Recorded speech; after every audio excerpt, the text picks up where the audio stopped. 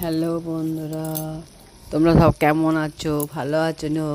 ঠাকুর শ্রীকৃষ্ণের কৃপায় তোমরা ভালো থাকো, তোমাদের শরীর ভালো থাকুক। হ্যাঁ, সবাই ভালো থাকো। তোমরা ভালো থাকলেই আমিও ভালো থাকবো।